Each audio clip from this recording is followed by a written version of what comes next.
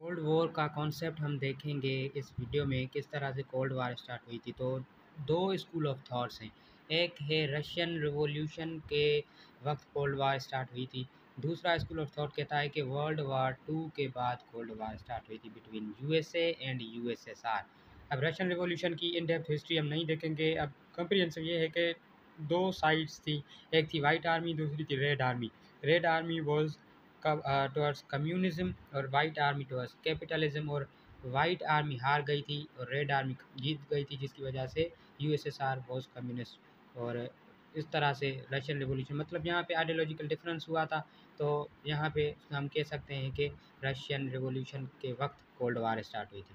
दूसरा है world war two के बाद USSR tried to create buffer zone. अब इसमें क्या हुआ था कि जब वर्ल्ड वार टू हो गई, एंड हो गई, उसके बाद क्या हुआ कि बाइपोलरिटी डेवलप हो गई, यूएसए एंड यूएसएसआर के बीच में कंपटीशन हो गया था।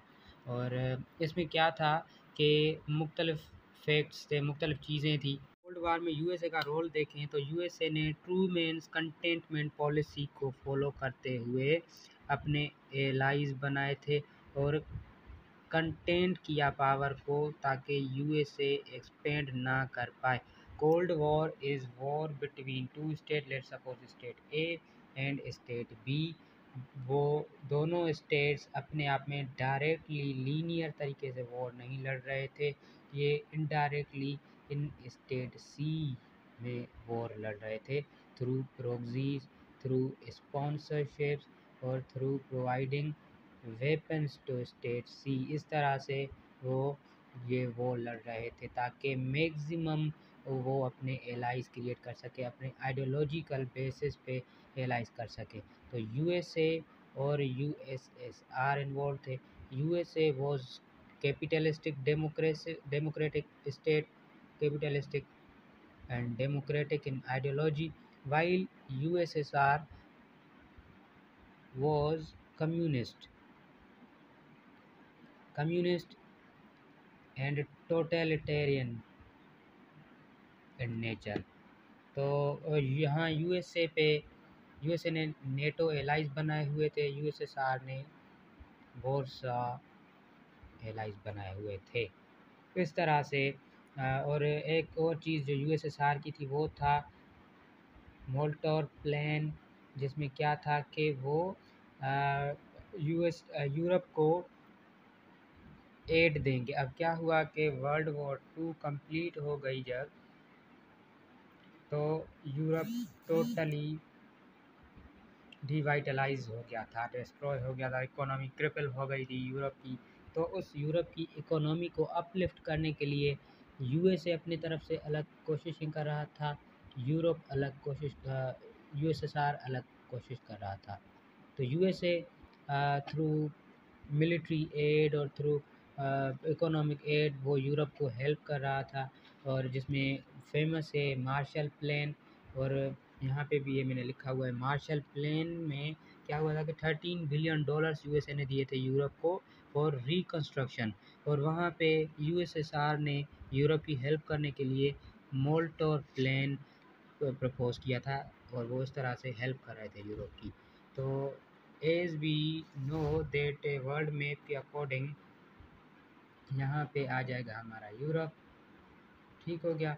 तो हम डिवाइड करें तो यहाँ पे आ जाएगा हमारा वेस्ट, और यहाँ पे आ जाएगा हमारा ईस्टर्न पार्ट। तो यहाँ पे जो बर्लिन थी, बर्लिन का जो ईस्टर्न पोर्शन था वो यूएसएसआर सपोर्ट कर रहा था और यूएसएसआर के अंडर में था, और जो वेस्टर्न साइड थी वो यूएसए के अंडर में थी। और सेम ही तरीके से यूएसए सपोर्ट कर रहा था यहाँ पे, और यूएसएसआर सपोर्ट कर रही थी। यहाँ पे मिलिट्री एड प्रोवाइड कर रहे थे बोथ ऑफ द कंट्रीज़। तो उसके बाद हम इवेंट्स देखेंगे कोल्ड वॉर के। बर्लिन ब्लॉकेड था, कोरियन वॉर थी, Suez canal crisis in 1956, Vietnam war in 1955। These are remarkable events in time of cold war, और हम इनको one by one different videos में कंप्लीट करेंगे।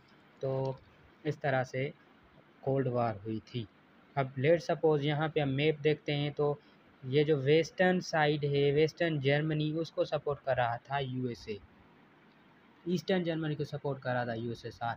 वेस्टर्न जर्मनी को यूएसए सपोर्ट कर रहा था थ्रू मार्शल प्लान, जिसमें उन्होंने 13 बिलियन डॉलर्स जो थे वो दिए थे यूरोप को, ताकि वो अपनी रिकंस्ट्रक्शन कर सकें। और उसके अलावा वहाँ पे यूएसएसआर ने मोल्टोर प्लान प्रपोज किया था यूरोप को हेल्प करने के लिए, ताकि वो टिल्ट कर सकें यूरोप की आइडियोलॉजी को अपने आइडियोलॉजी की तरफ। उसके बाद स्टालिन ब्लॉकेड आर बर्लिन, जिसमें क्या हुआ था कि उन्होंने हेल्प किया वेस्टर्न बर्लिन को, और वहाँ के लोगों को एयरलिफ्ट के थ्रू एड प्रोवाइड की थी यूएसए वालों ने, इस तरह से। और यहाँ पे इस मैप में देखें, ये ऊपर आ जाएगा नॉर्थ, नीचे आ जाएगा साउथ।